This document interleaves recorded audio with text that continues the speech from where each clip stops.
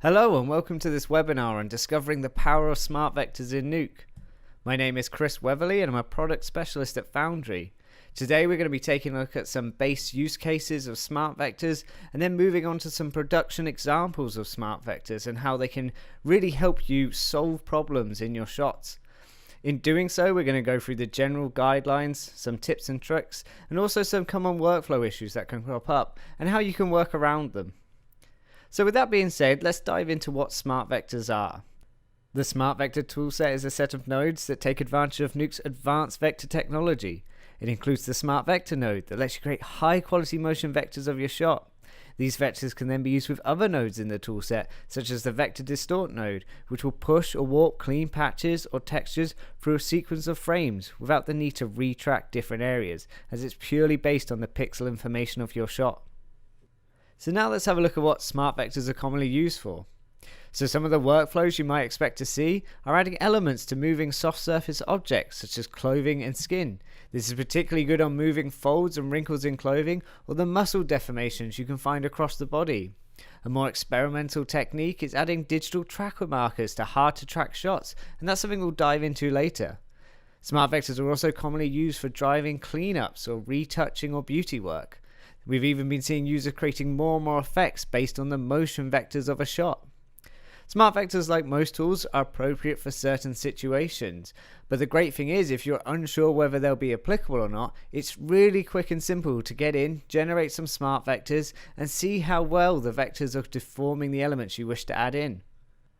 So let's take a look at some smart vectors in production. More and more users are using smart vectors to help solve problems faster and more efficiently, and often on the latest blockbusters.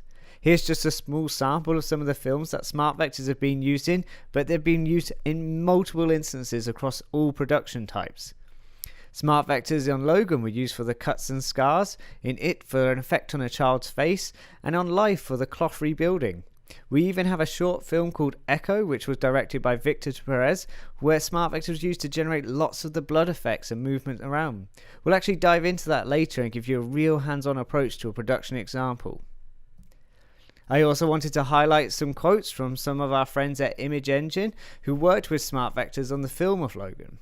They mentioned how it saved them an incredible amount of time and resources in production, allowed them to work on dozens of tricky shots without having to rely extensively on match move geometry or camera tracking. It even allowed their matte painting team to be able to pick up shots which would normally go to the effects department. They could easily get to work on them because the effects didn't require camera, as everything is frame related. There was no need for distortions, cameras or match moves, so it was really easy and quick to get up and running. So now I'm going to jump across to a basic smart vector use case example and walk you through how to set up smart vectors and generate them really quickly and easily. So with that being said, I'm just going to switch across to my sequence timeline and we're going to work on this short here, which is a nice clip of a girl just moving and talking. It's very simple, there's not a lot of motion, but there is a lot of subtle deformations around the cheeks, and that's where we're going to add our element. The element we'll be adding is this really nice cybernetic scar that we're going to add on the side at our director's request. If I play through, you can see it moves really nicely with the deformations of the cheek. So let's have a look at the script itself and open it up. Here we have our script showcasing it. I just want to highlight that you don't really need to worry about this section. This is just literally the creation of the scar effect itself. So what do we need to do to get up and running with smart vectors? Well, to begin with, we simply need to read in our footage as we have here. And then if we come down, we just come to our smart vector node. Now here we have a few options. The first is the range, where we set the frame range we want to render for our smart vectors, and then the vector detail. I currently have mine set to 1, but the default is 0.3, which is usually perfectly fine for generating vectors to use on your shots. 1 will give you the highest vector detail though, so you'll get the best quality vectors. This does take longer to render however, so you might want to stick with 0.3 when you're testing out, before then jumping up the detail to 1 later. You then click the render once you've determined your file path. Now by default it will be set to having this editable, and then you can click render, or in my script I've chosen to output to a write node, which is created here. In doing so, I'm able to use the write node to render my vectors on the farm for faster results. I can then simply read these renders back in and plug them into one of the other nodes in the Smart Vector toolset, such as the Vector Distort.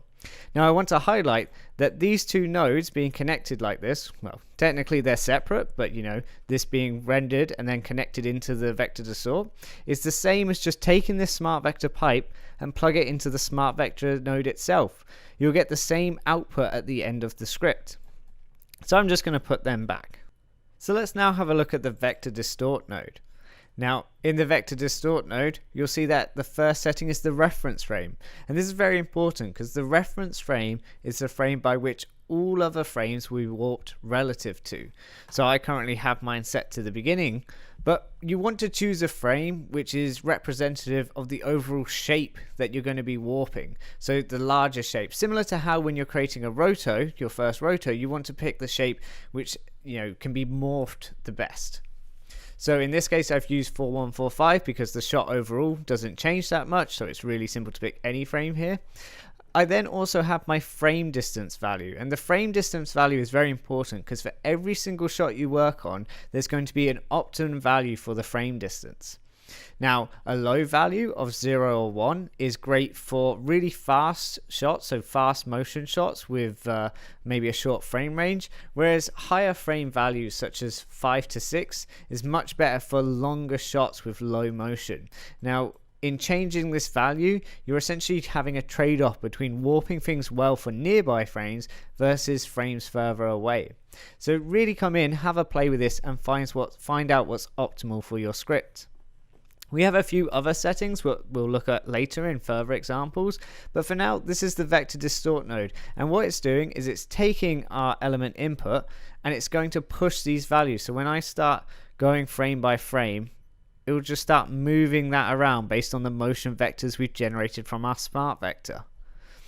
So coming on down, we then do a simple grade and other elements, but all we then do is merge back over the original source footage. So once I merge over, we now have our element on top of our main character, and if I start playing, you can see that it's moving with the cheeks. So this is a really quick, easy, simple setup. And the nice thing is, if I want to test out something other than this element I've created, I can come in and say connect it to this other element here. So if I just grab the target, plug it in, I now have a horrible looking mole, and if I play that, that's moving along because of the vectors as well. So this is a really great way to test out and experiment what different elements will work well for your shot. So now let's jump back to our slides. So now that we've looked at a basic use case, I want to go through some of the guidelines we've looked at there for just generally getting started. So for your best initial results, it's good to not have a shot which has deformations that vary drastically over long periods of time. You can push the results further as you start learning the tool more extensively and even extend the frame range you work on. There's even use cases for more explosive movements, and I'll demo that actually in the next example. For the best smart vectors, use vector detail set to 1, but a lower value such as 0.3 is great for initial testing and even be completely viable on most of your shots.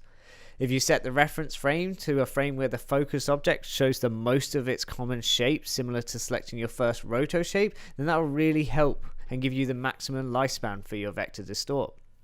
You should also set the frame range on the Vector Distort node for only the frames you want to use. This prevents unnecessary warping outside the range you're working with. Also adjust the frame distance knob. This is very important as it will really make sure you get the most out of your smart vectors, as every single shot has its own distance knob value that's perfect for it. So we're just going to jump across now to another shot that we can give a simple example of. In this instance, we're going to be working on this ballerina shot, and what I'd like to do is just set my in and out point so we can have a quick view. That's the end of the shot at the end. So what we'll be doing here is we'll be taking this element of this dancer as she jumps across and leaps, and you can see we're going to put an element right here on top of the dress which has a lot of flowing movement, a broad range of changes. We have this big sweeping flap coming in and even shadows to deal with. So once we have this element, we're going to generate our smart vectors and we're going to turn them from that into this. So now we get all of this great pattern work, and if I play it for you, you can see how that's deforming with the rest of the dress and how it's spreading really well. So with that being said, let's jump across and look at the script. Now the script itself is not too dissimilar from the one we've already looked at. It's pretty much a read as we had before, coming into a smart vector down here where we're generating our smart vectors. Here we're actually using a vector detail of 0.3. So even with an explosive movement, you can see in this shot, we can still use a lower vector detail. And if we needed to, we can push this up to help extend our use of smart vectors if need be. I'm also doing my export to write and then reading it back in. But one thing that you may notice is I have a grade above my smart vectors. And this is because smart vectors, similar to how when you want to create camera trackers, you can improve the image in order to make the smart vectors better. So when I want to create a track, for instance, I will usually try to increase the contrast so that there's more data for the tracker to pick on. Well, with smart vectors, we want to increase the light in the shot. So we want to make it the best lit shot as possible. So it shouldn't have loads of darks where there's lots of data and pixel data being lost, or lots of highs where there's too many bright spots. So you want to come in and grade or color correct to bring this image down so that just subtle changes, even such as this, will help generate the best vectors possible. Once I've generated my vectors, that's coming out, and I'm plugging that into my vector distort node, and I'm also plugging in the element I wish to work with. So that's just this simple pattern here. If I just play that through, you can see how it extends nicely coming out, and we've got lots of these nice smooth curves coming through. So once that's applied with my vector distort, it's moving now with the woman as she dances. And just to make clear again, if I look at our smart vector layer here, and I make sure that I'm actually looking at our smart vectors there so that we can generate the correct movement, you can see down here we have all the dancers underneath, and this green patch is the dancer who's extending above. So it's a bit abstract, but you do get a feeling of the shot if you pay close enough attention. So I'm just going to switch that back, and we'll view our original footage. Now, I'm also using one of the vector to motion nodes, and this is so that I can get the motion data out, and I'm later plugging it in my vector blur and using that motion channel. And this is simply creating some nice blurring to drive highlights and sparkles that are being added to the dress. So I'll see if I can quickly highlight that for you. So just these little elements here, which as it grows will change and shift. But other than that, it's just creating some keys and then doing the same merge operation as before. And once we merge it over the top, you get this great result. So I'm just going to select a few frames. In fact, I don't even need to do that. We have our result here, and we can play through and see how nice the shot is working. Though one thing that I wanted to highlight is that with fine details like this patchwork we have here, the further the shot goes on and the more we distort it, the more we get jagged lines of things. And I actually think in this script I may have already fixed this using our vector distort toolset. Indeed I have. I've updated our blur size, and if I put this back to 0, which is what it would be by default, you can see how jagged these lines have become. They used to be smooth and really curved. Well, with the vector distort node, if ever you encounter this problem, and it happens especially with fine details, we have the blur slider, which you can increase to help smooth out those issues. And this is a really simple and quick way to fix this problem. Then the reason it works and how it works is we're essentially blurring the internal ST map, and by doing so helping to smooth out that motion. This is also completely keyable, so you can go in and set a key and animate it across the shot, which is, really great for fine-tuning how you want your smart vectors to operate and how you want them to distort. So with that being said, we can have a look back at our final shot. Here we go. And see how well with this larger movement we have such a nice distortion, and using that nice blur to ensure that the lines stay nice and curved and consistent. In fact, I'll increase that for you a little bit so it looks a little bit better. Great, so let's jump back into our slides. So now that we've looked at our two basic examples, let's have a quick overview of the tips and tricks. Some of those we touched on, some we haven't. So one thing we didn't touch on is longer shots. Obviously, smart vectors with the reference frame, the further you get away, then the harder it is to get an accurate distort. So you can actually combat this for longer shots by using multiple vector distort nodes and blending between them. So you can use the same smart vectors that you've generated, then create multiple vector distorts, set the reference frame to different ones, and then have a nice blend, either using a merge, a dissolve, whatever works best for you. You can even get away with switch nodes that I'll show you later. And this is a great way to keep using smart vectors for as long as you feel like you can blend in a nice way that users won't notice. Another thing you can do is you can set a mask alpha channel for the region you want to warp. Depending on the motion, this will help sometimes more than others, but it can be really useful if you want to remove some background objects that are pushing in on your focus object and creating some unwanted motion vectors. If you simply mask it by rotating it out, then you can remove that data when you generate your smart vectors. To maximize the quality of your vectors, you want to grade or color correct the plate, as we just discussed. So you want to remove the zero blacks and normalize the luminance spikes. This is creating more pixel data for the smart vectors to work with. Again, the blur slider, something we introduced in Nuke 11, will really help with that line consistency during warping and for fine details. Another nice thing is that if you ensure your smart vectors on a really fast drive or network connection, then this will help just with your day-to-day and reviewing them, because in and output is the largest factor in the total processing time. So the next thing I want to talk about are the common issues you can face when using smart vectors. Micro distortions is something we just looked at and something that I think is quite common. You also have foreground objects, including the focus object, which causes the pushing and pulling of vectors away. And this one's a very tricky thing to deal with, but something we'll have a quick look at in our production example.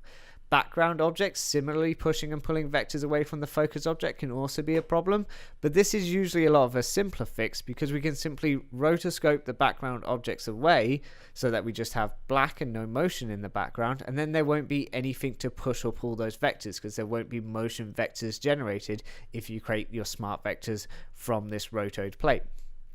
So another thing that can occur are lighting changes in the shot. So you may have a shadow that comes across or a bright sunbeam that comes across.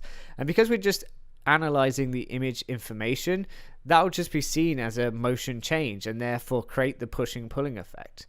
So this is another thing that we want to address later, and I'll show you in a different production example script. So we also have large rotational movements. This, for instance, is, say I want to put a scar or a blood effect on my arm, but I want it to be on the forearm or the back of my hand, sorry. But then I rotate my hand so that the palm is facing you instead of the back of my hand. In doing so, my hand changes shape quite drastically and gets beyond the field of view that you would normally see.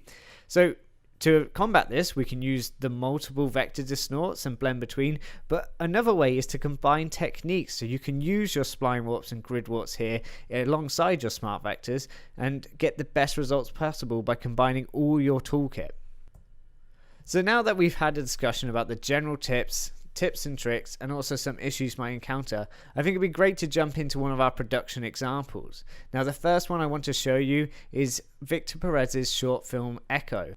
This is a really great film that I've had the pleasure to watch at a pre-screening event, and it's really exciting to be able to get to use this and look inside the script itself. So thank you so much to Victor Perez, who was kind enough to share one of his production shots, which heavily utilized the smart vectors. The short film is currently being screened in selected film festivals worldwide, and it'll be available next summer online. But please do go check out the making of documentary available at echoshortfilm.com. It's really good, showcases a lot of the work that went on, as well as some really great technological insights as to the camera tricks that we use. Some quite advanced stuff going on. There's also the trailer available, which showcases the shot that we're going to be working on today.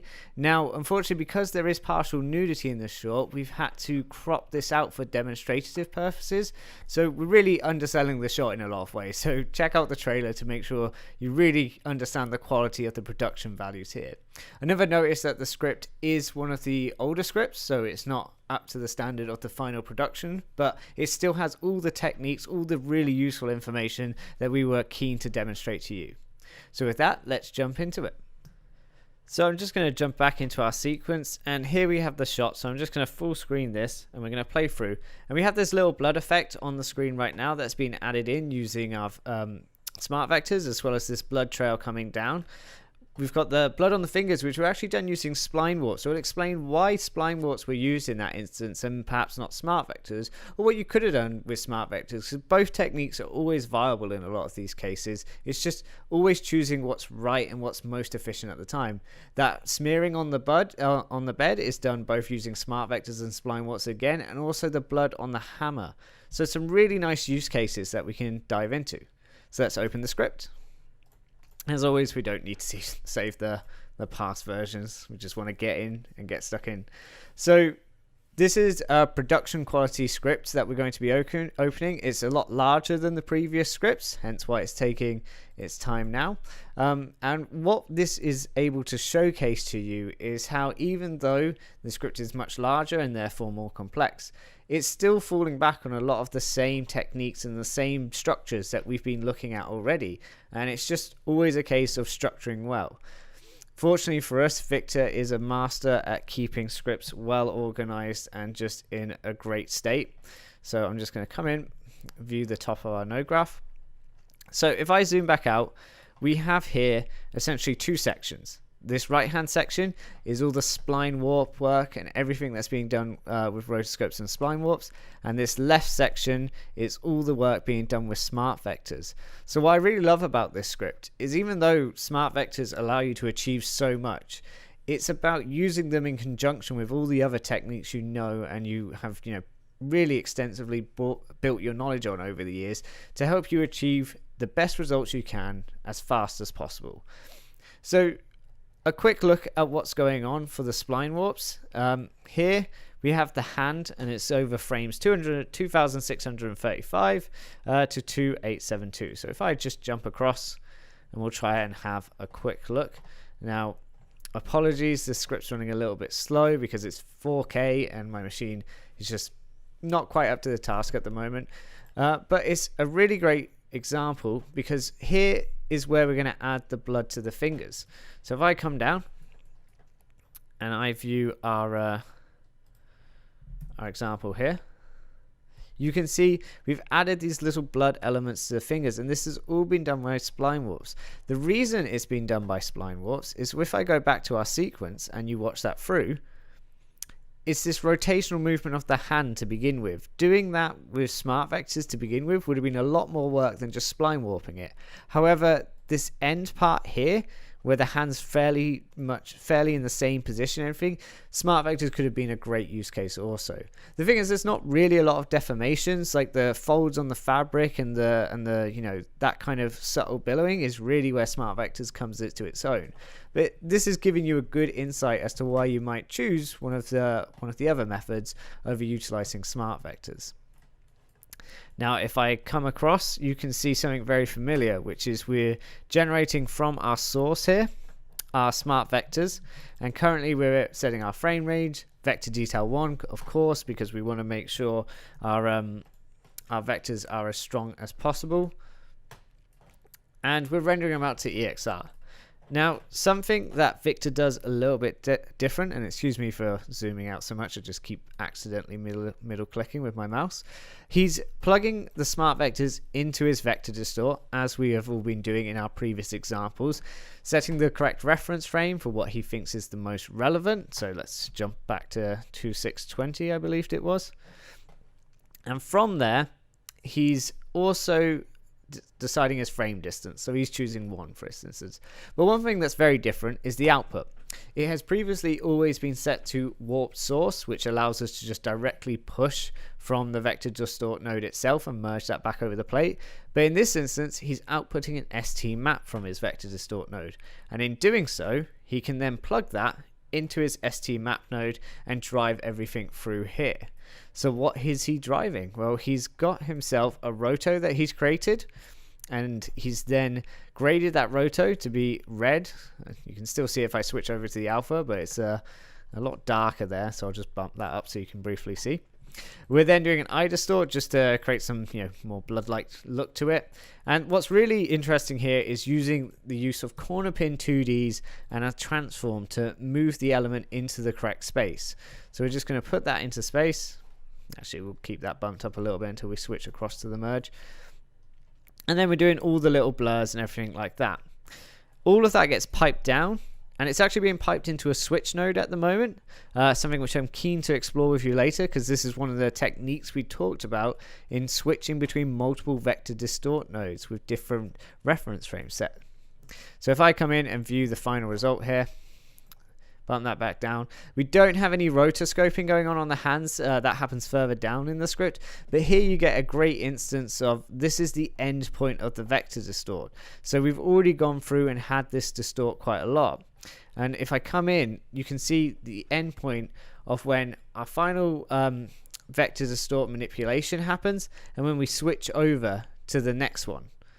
So switching between these two, you can clearly see the difference of having something that has a reference frame much earlier. In fact, I might just set my region here so we can have a faster showcase of that. So this really showcases the difference between having something that happens earlier and a reference frame which happens very close to the act that you're doing. And here, all the top level is in a better place, whereas earlier this has all been pushed down thanks to the finger movement. The motion vectors of the hand coming down is warping it in kind of an unwanted way, but we're hiding a lot of that through the rotor of the hand, and also this fold of the clothing is going to rotor us over the top. So a lot of times you'll find with smart vectors you may get very unwanted warping results when you're having that overlapping we talked about as one of the common problems.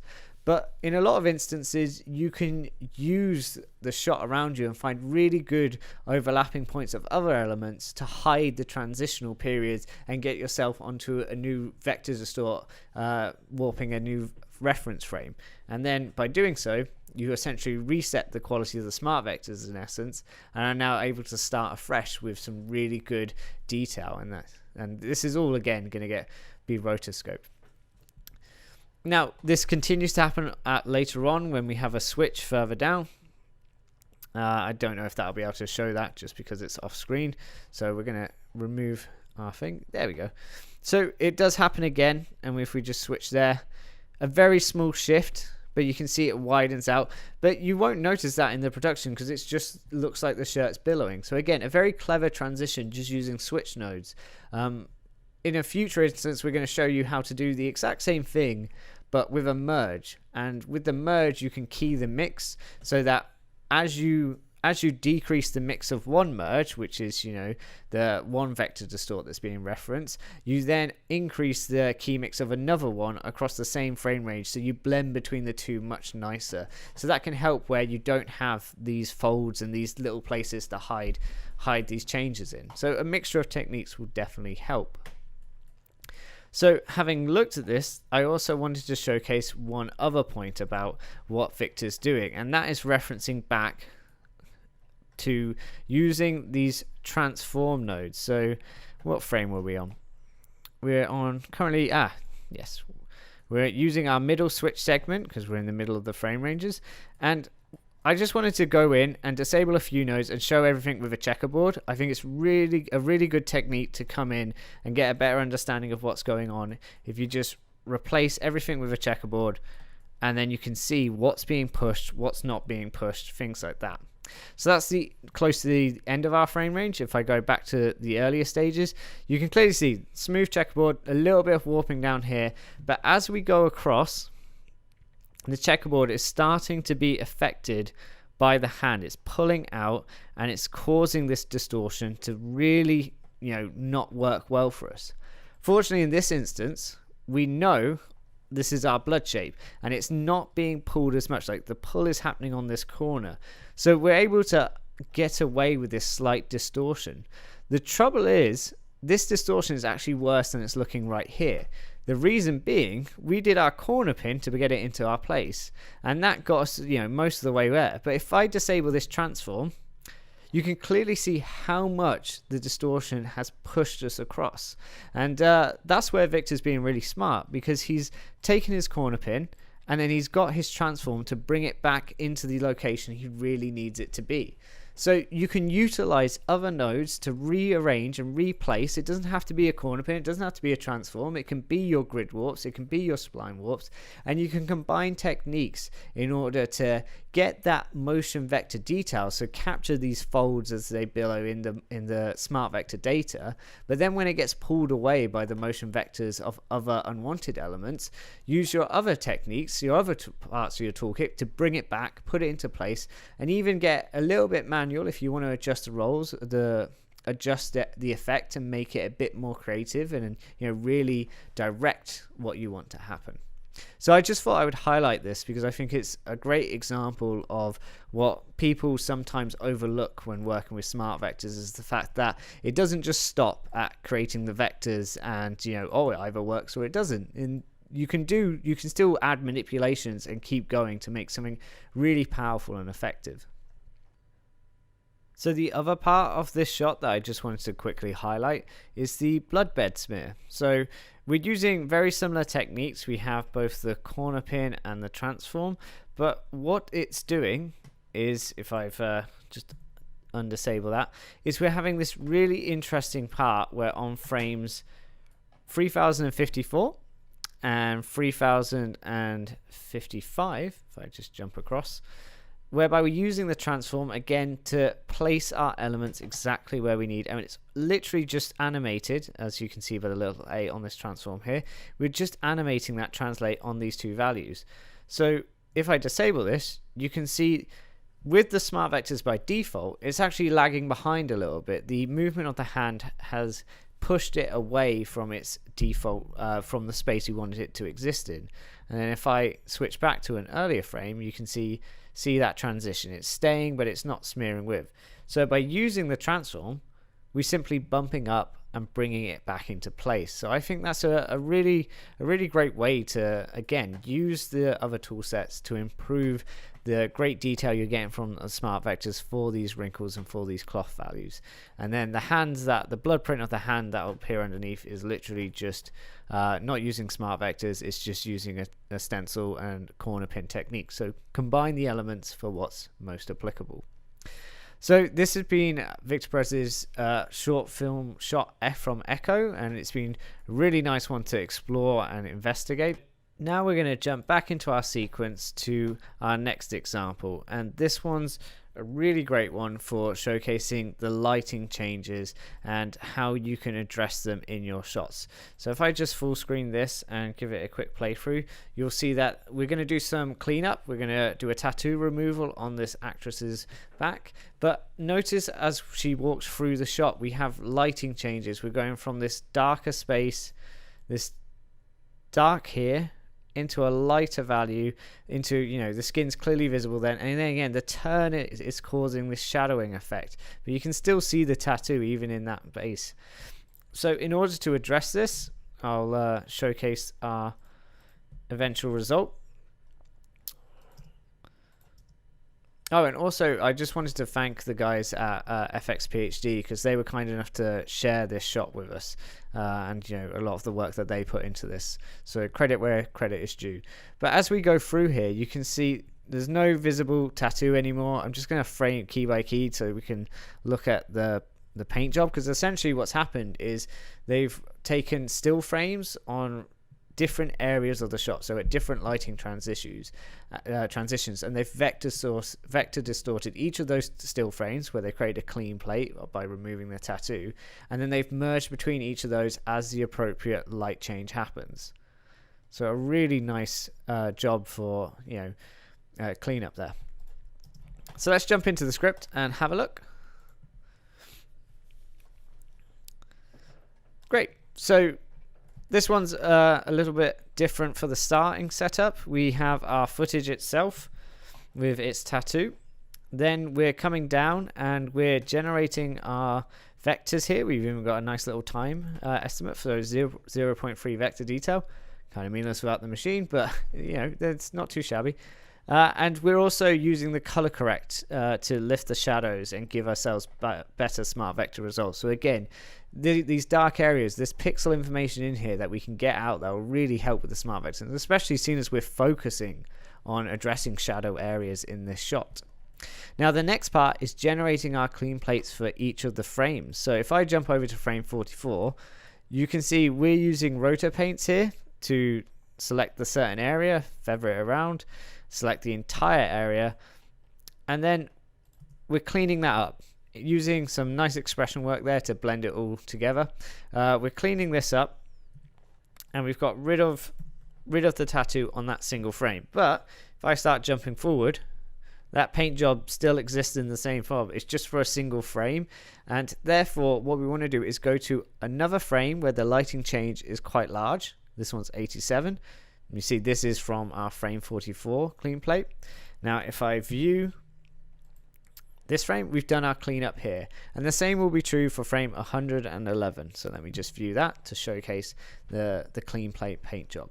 So once these have been created and rendered, so that we now have 3 frames at various positions in the frame range, we can come down to our vector distort. And here we're taking our smart vector render that we've done, and that's connecting to the other vector distorts lower down. We're taking that render, we're putting it into our vector distort node. We're taking our first clean plate on frame 44, and we're plugging that in. So now we're distorting this clean plate by the motion vectors, and that's going to push that clean plate rather than have, as before, it just stay stationary and not do anything. We're going to be able to go through the shot and see. In fact, I'll jump down to here. We're going to go through the shot, and you'll be able to see that it stays in place, and there's no visibility of the tattoo appearing. Now this will only last and be successful for as long as that clean plate has a similar use case of the back.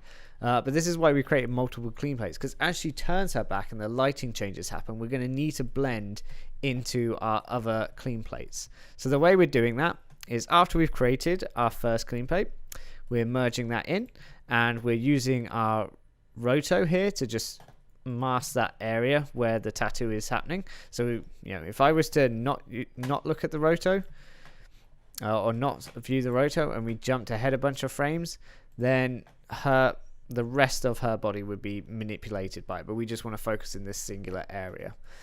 So once we've done that for the early thing, we want to start animating our merges. So if I open up this merge here, you can see it comes into effect. The mix is 0 on frame 15. Then we have the mix coming up to 20 onto 1 at frame 22. So here we're saying let's go from just the background footage to having this new clean plate footage take over and do the paint job for us. And same again later on, we have our mix value to 1, and then as she turns, when we want to do something else, we're changing on frame 111 to have the mix value to be 0. The tattoo is visible because we're currently higher up the tree, but if we come down, we're going to skip the middle one and go to the bottom where we generated our clean plate for that frame and view that merge. As soon as we view this is going to showcase the clean plating technique, because if I remove the first merge to make it completely clear, on frame 93, the vector distort that we're doing for the clean plate on frame 111 has a mix of 0, and then we're blending it up to 1 on frame 111. So we're switching from our first clean plate to our third clean plate, and in between both of those we're obviously switching to our middle clean plate. So this is a fantastic technique to get around these tricky situations whereby the motion vectors can be distorted or pushed when you're analyzing them. And you can use the clean plating technique to just get a single frame, isolate it, and then use that instead. So I really recommend looking into this workflow in the merging. It's a great way for you to really build upon your knowledge and extend your use cases for smart vectors. So with that, let's jump back into our slides. So now that we've had a look at a couple of basic examples and some production examples, I want to jump across to experimenting with smart vectors. The great thing about our community and our users is you always see really imaginative and creative effects going on.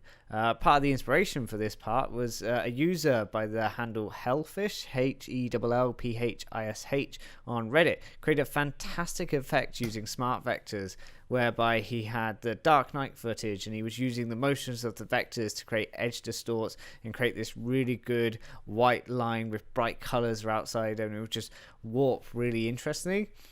Words can't describe it, please do go check it out on Reddit. I think it's worthwhile your time to see what people are getting up to. And it kind of inspired me to have a play myself. Now, I don't think my effect is anywhere as cool as our users, but it was really interesting to come in and have a quick play and showcase, well, not showcase, but see what I could achieve using smart vector data to drive an effect.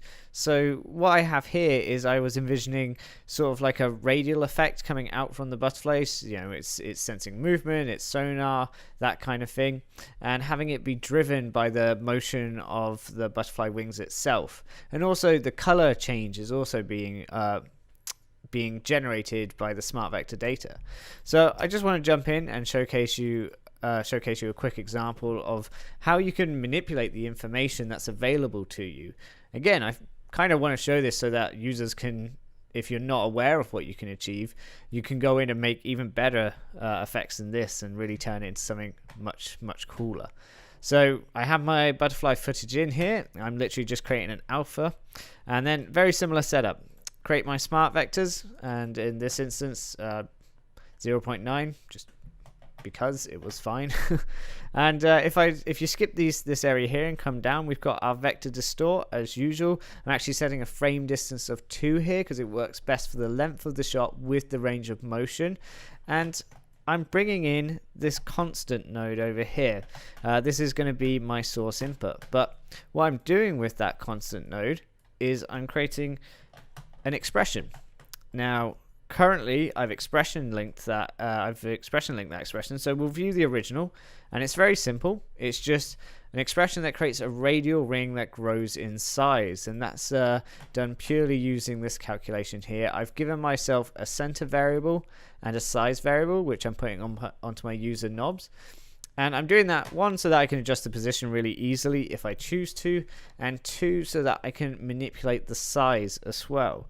In being able to manipulate the size, it's giving me this great ability to also link the size to our smart vector data. And the way I'm doing that is I'm shuffling the smart vectors into our RGBA channel, and then I'm using the curve tool for the maximum luminance. So I'm trying to get the maximum luminance, which is representative of the motion with smart vectors, and use that data to generate a curve of data and values that I can put into the size parameter to generate all of that movement. So when I play this is all changing based on the movement of the butterfly, and that movement is being determined by the smart vectors themselves.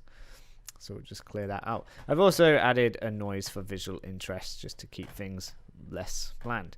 So that's one way I was able to use smart vector data to create something new with it, or create a new type of effect with it. And by new, obviously, I just mean for me. The second part of the effect was using the smart vector data and actually inputting this as a mask to a grade. So here, I'm using this grade by masking it using the smart vector directional channels. So I'm using one of the directional channels for each grade, and that's giving me color over certain parts of the shot. So if I jump back here, disable the second node, you can see we're adding that little bit of green hit and that blue hit, and then if I come here, you can see we're adding more. So I've created color that's just being generated by the smart vector data and is changing over the top. It's a very, I guess, psychedelic effect when you combine it with the rings in some senses, but I'm gonna bring that down, tone it down a bit so that it becomes more of just a bit more subtle. So that's the expression being vector distorted, and then with the two with each other pre-molted to create the end effect that we're then going to grade, just give it some color and merge over the top. And that's essentially what I was playing around with, just trying to access the smart vector data again in unusual ways and see how that could be used to create something interesting. On this side, we've done pretty much the same thing. It's more about just creating the backdrop, and we're adding a few of the concentric circles to the backdrop just as a subtle back effect. And in doing that, we have our final result. Now, I'm not going to lie, the reason I showed you this first is because we also have some examples to show you from our Nuke Studio or nuke competition for smart vectors.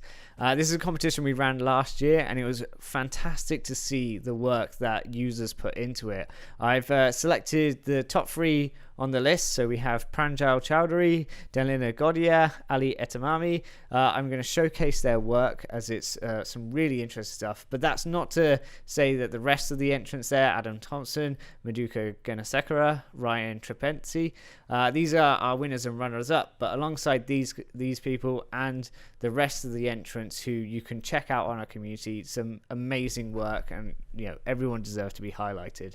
But there's little time. So with that being said, let's jump across and showcase what our users are really getting to grips with some great cases of smart vectors. So let's just remove our in and out points. And we're going to actually jump back to this shot afterwards. So here we have Danila, then we're going to go on to Ali, and finally Pranjal. And the first effect goes quite quickly, but it's a really nice sort of ghost in the effect style shot. And this one's a longer shot, so it's really impressive to have the smart vectors generate over such a long time with such fast movements.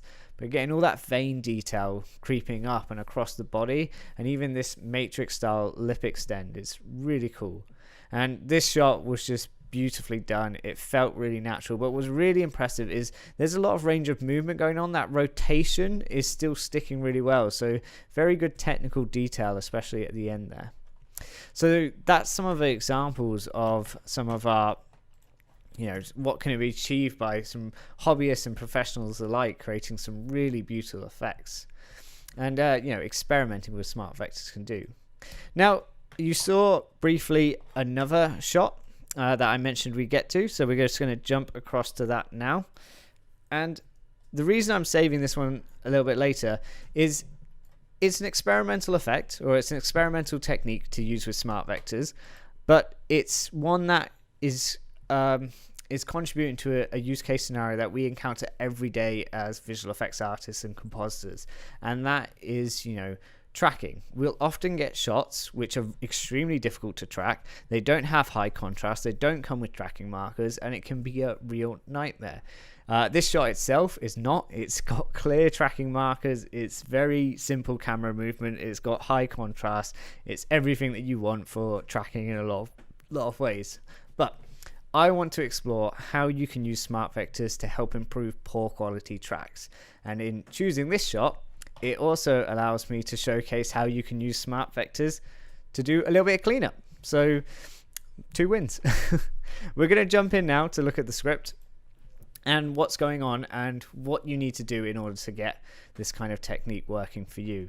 It's really simple again to set up. We have our footage. It's the same as before. You're getting bored of me saying it, but it's really quick and easy to build this. And all we're doing is we're taking our footage, we're creating a roto paint, like cloning across to paint out those original markers, so those red ones up there, and we're using our vector distort to push that paint job across. So I haven't need to create any camera tracking data or anything at this point. I'm literally just reusing smart vectors that I may have created earlier in the script. And it's a nice quick way to get the same job done. If you have that data there, use it. This is a completely viable way to get to a similar result, and often much quicker. Now, in doing that, let's pretend that this shot is now extremely difficult to track. And if it's extremely difficult to track, it's because it doesn't have markers or it doesn't have contrast. So what I wanted to do was add in my own markers now. With those motion vectors, I am able to add, my own markers to the scene and have them move with the shot using the same motion vectors. And this is really great because in doing so, I'm able to then track these markers and help inform my camera tracker, import the tracks I made, average them out, import them into a camera tracker, and give myself an edge in maybe getting that track on a really difficult shot. Now, I would say that if you're going to try this technique, there's a few things to note. If you're going to create the markers, one, I recommend creating them on different depth levels. So here I've only done 2, but I would break it down into, as many grounds as there are, so foreground, midground, background. If you have more than that, break it into each, and each roto paint and each vector distort for each level.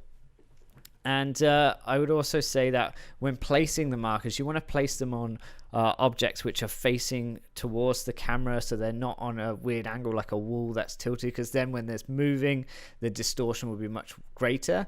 And you only want to camera track any of the distorts that over a period of time have maintained extremely well. If the distorts are starting to go a weird shape, then that's obviously going to affect how the final solve for the track is.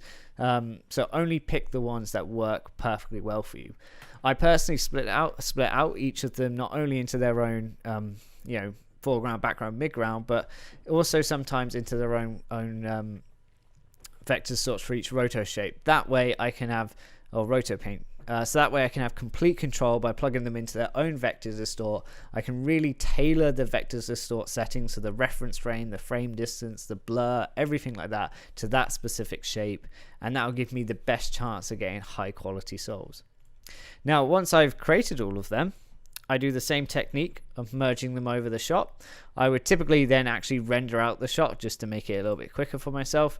I wouldn't use this one for instance. This one has not blurred well and looks not great, but the others are working really well. So I'll take them, I'll track them. So let me just select, I'll track them, and then I'll bring those into my camera tracker, into my user tracks, and I'll use that to help solve the tracks on this shot.